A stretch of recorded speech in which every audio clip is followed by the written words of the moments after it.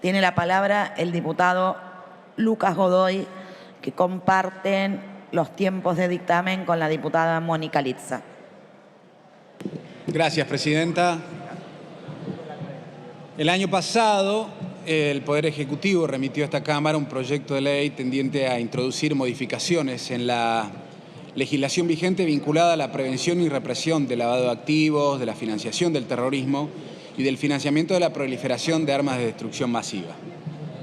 La complejidad de este tipo de ilícito, que tiene un carácter transnacional, en un contexto de interconexión en crecimiento, requiere el desarrollo por parte de la comunidad internacional de un sistema de control global, tendiente a evitar que los distintos sectores de la economía y de las finanzas a nivel mundial sean utilizados por las organizaciones criminales para canalizar activos de origen ilícito, con apariencia de haber sido obtenidos en forma lícita, a combatir el terrorismo internacional y su financiación, así como la proliferación de armas de destrucción masiva y su financiamiento.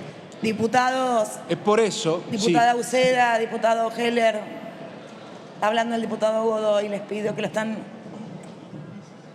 Gracias, presidenta.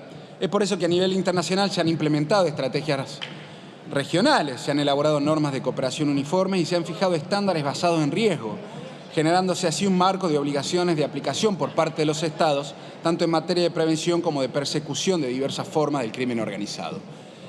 El organismo que nuclea la acción de todos los países en la lucha contra el lavado de activos y el financiamiento del terrorismo es el Grupo de Acción Financiera Internacional, el GAFI, organización intergubernamental que fija los estándares internacionales y promueve la efectiva implementación de políticas públicas, medidas legales, regulatorias y operativas para prevenir y combatir el lavado de activos y el financiamiento del terrorismo.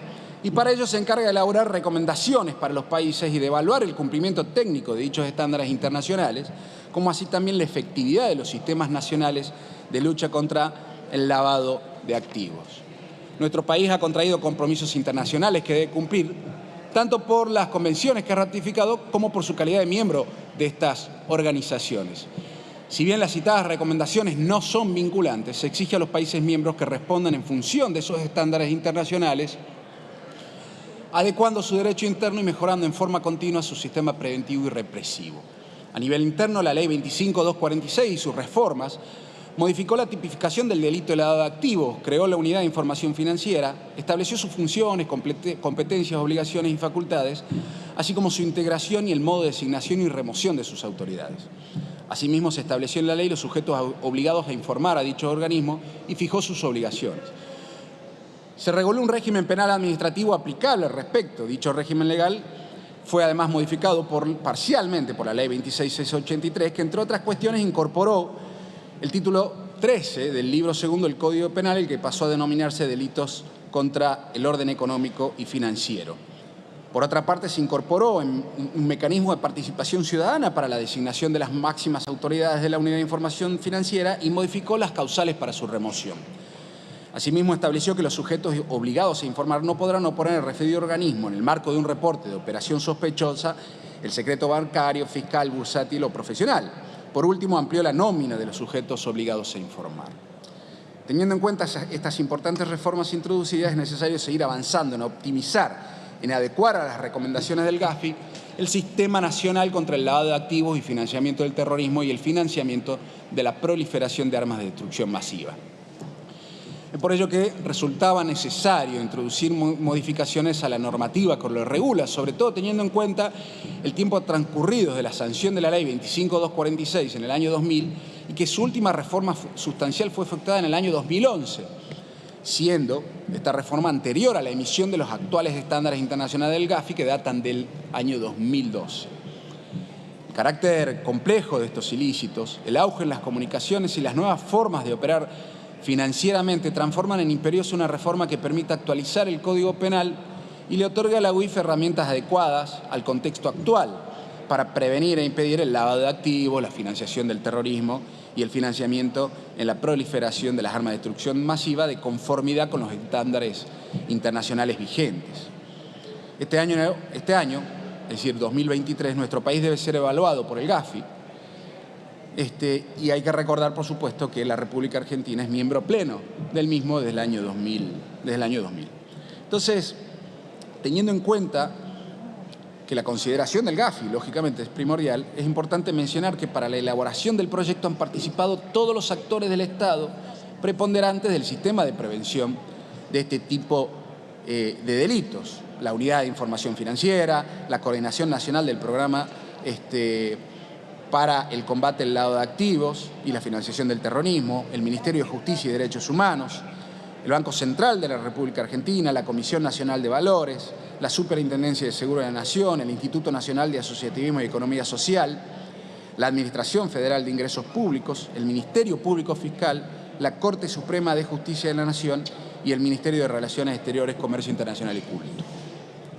Luego de la reunión informativa conjunta con la Comisión de Finanzas que realizamos el 23 de noviembre del año pasado, donde pudimos escuchar a los funcionarios y a diferentes expertos en el tema, en una agenda que fue consensuada, y además luego de la reunión conjunta de diputados y diputadas que tuvimos el 30 de noviembre, y de las consideraciones que allí se nos hicieron, se receptaron en el dictamen que estamos presentando una serie, esa serie de sugerencias que nosotros básicamente allí la volcamos.